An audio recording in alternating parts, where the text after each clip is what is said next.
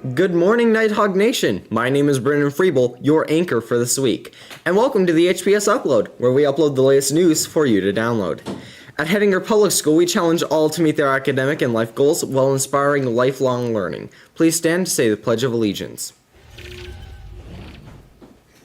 I pledge allegiance to the flag of the United States of America and to the republic for which it stands, one nation, under God, indivisible, with liberty and justice for all. Now for some short stories. A big thank you to all of you who participated. Your dedication and enthusiasm has truly shone through. Keep spreading that Nighthawk pride. And congratulations to the Adams County Courthouse for winning the 2023 Student Council Homecoming Traveling Trophy. It's always great to see such community involvement and school spirit. And congratulations to our incredible youth football team for an undefeated season this year. Your dedication, teamwork, and passion have made us proud. You've inspired us with your skills and sportsmanship. Keep striving for excellence in the future. Congratulations, undefeated champions. 7th and 8th graders embarked on an exciting educational journey to Medora, where they delved into the enchanted chateau, explored the intricacies of Badlands conservation, and unearthed the geological wonders hidden within the Theodore Roosevelt National Park. The mini chamber is off to an amazing start, showcasing their generous spirit with a heartwarming bake sale where they selflessly donated extra treats to the residents of a local nursing home. They also brought the sizzle to the pitchfork fondue. That's a hard word to say. With a delectable fondue station, and added some competitive flair to Tuesday night lights with an exhilarating dodgeball tournament. And in a whirlwind of school spirit, Hettinger's Hawks Do the Hustle Homecoming Week was a true spectacle. Students showcased their creativity with vibrant outfits and transformed the hallways and doors into colorful displays of school pride. And another exciting event unfolded on Wednesday as Queen Olivia Havelka and King Jaron Frank were crowned. As the week concluded, the town still buzzed with the infectious energy of homecoming, leaving lasting memories of this unforgettable week. Thanks, everyone. And last week, our K2 students concluded an engaging kindness unit that left a lasting impact. Throughout the week, they immersed themselves in the art of treating others with kindness, exploring diverse ways to spread goodwill. And oh my gosh, these short stories never end. Anyways, looking ahead to next month, these young learners are gearing up for an exciting adventure in Emotion Potion, with witches, pumpkins, and Frankenstein in the mix. It promised to be an imaginative and enchanting learning experience that will surely captivate their young hearts and minds. And now, on to the breakfast and lunch for this week. Monday's breakfast was scrambled eggs and its lunch will be pizza. Tuesday's breakfast is assorted Danish and lunch is chicken crispitos. Wednesday is breakfast sandwich and lunch is taco in a bag. Thursday breakfast is cinnamon twist and lunch is chicken alfredo. And now for announcements. Silent period will be 6th period this week. Bring a book. There will be a field trip to Bismarck on October 4th. Join us to explore broadcasting at BSC and KFYR. All video production and stream team members are required to attend, but we will have just a handful of seats available. So if you're interested, talk to Mr. Janikowski to learn more. And there will be no school on Friday. Now let's go to this week's story about Math at the Peacock by Colby Melling. First and second hour Algebra 1 class went on a field trip to the Peacock to learn about sales tax and tipping. So I was working at the Peacock this summer, and I got to thinking about how much real-world math is used in the Peacock every day, and so I got to thinking about it. How would an easy way to incorporate going to the Peacock into my classes be? And my first thought was percents, because you always have tax and you have tips, and you have the percentage charge on your credit card. And I was like, that would be an easy way to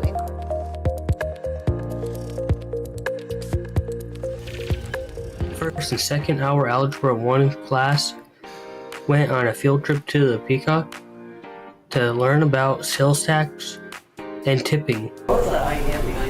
So I was working at the Peacock this summer, and I got to thinking about how much real-world math is used in the Peacock every day, and so I got to thinking about it. How would an easy way to incorporate going to the Peacock into my classes be? And my first thought was percents, because you always have tax and you have tips, and you have the percentage charge on your credit card. And I was like, that would be an easy way to incorporate percents into math class. What did everyone do during the trip? All right, so before we took the trip, I handed out a worksheet, and everybody chose what drink they wanted to have, and then they calculated their price of their drink, they calculated their tax, they calculated a tip if they were going to give a tip, and they also calculated the percentage upcharge on any extras that they put into their drink. And so they did all of their math beforehand, and then we went down there and everybody paid, but they also learned how to count back change. And so at that point, when we were down at the Peacock, they also checked their math. So it was one of those things where we were able to do all the math beforehand, and then when we got down there, we were able to check our math and hang out and play a few games, and then come back within an hour. Well, we got to leave, walk to the Peacock. We got to order a drink. That was pretty fun. Everybody got to order a drink. We had to fill out a little sheet.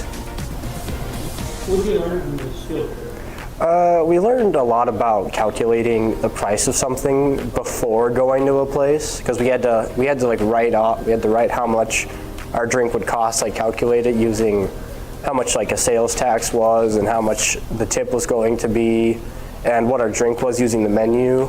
We were trying to figure out how much our drinks would cost by doing taxes and everything. And that makes a wrap for the Algebra 1 first and second hour class field trip to the Peacock. Thank you, Colby, for that story. Now let's go to sports last week with Matthew Tonskahesh. We did pretty good last week, I would suppose, in sports. So, why don't we go look at the score so I can show you what happened. So for volleyball versus Bison, C Squad won 2-1, JV lost 1-2, and varsity lost 2-3. Unfortunate. Versus the New England Tigers, JV won 3-0, and varsity won 3-0. More fortunate. Football versus the Grant County Flasher. Varsity lost 12-40. That's a very unfortunate loss, especially considering that was the homecoming game that was hyped up for almost a week. And during the cross-country match, the Lemon Invitational 5K 7th place, Kelly Shower, at 23 minutes and 46 seconds. With 5K 8th place with Kayla Shower with 23 minutes and 47 seconds. And the 5K with 6th place with Trevor Daly in 19 minutes and 21 seconds. Good job. Now let's look at some highlights from last week. We changed the music, I see. So versus the Storm, got a really good clip here where I believe he nearly, I think he runs a kid over in this clip. Yep, here it is. Actually got to experience this firsthand. I was like, yep, there it is. Let's see if we can get that again. Come on now. Yep, there it is. And then kills the kid. Let's watch that again. Nice. Drops him. They got Blake Larson with an 18-yard catch.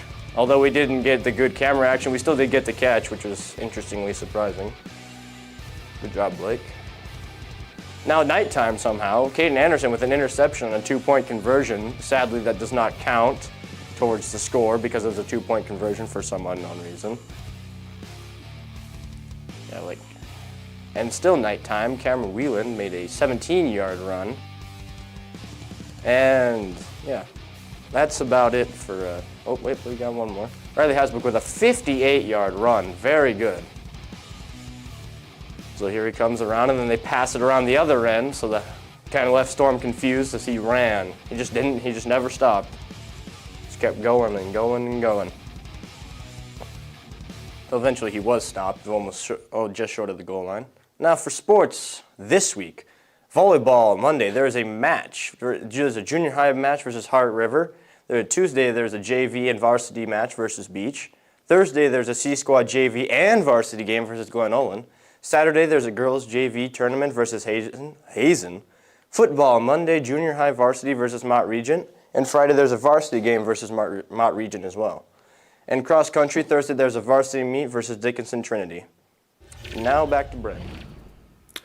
Thank you, Matthew, for that sports update. Now, let's go to Colby Melling with some weather.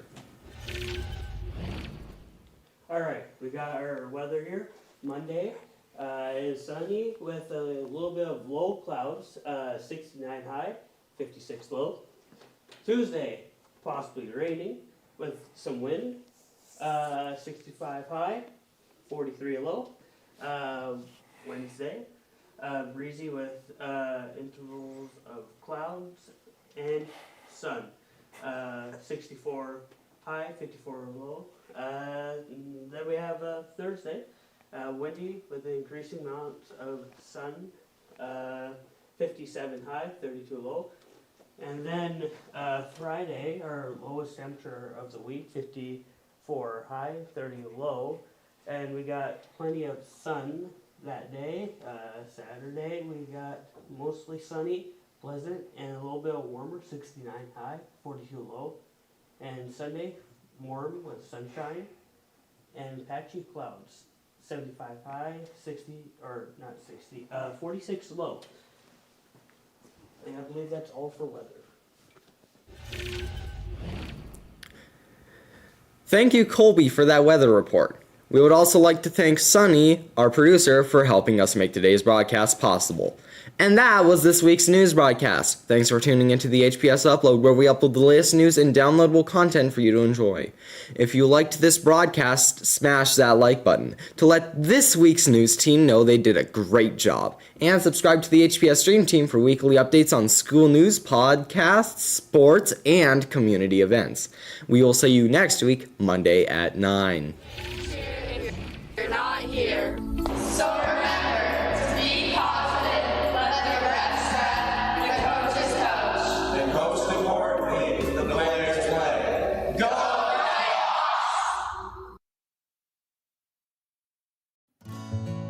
How comforting it is to live among good neighbors and close friends, to have all your favorite things around you, to feel safe and secure in familiar surroundings. At Western Horizons Assisted Living, we aim to provide you this and much more with you in our care. You can learn more about our services by calling 701-567-6172.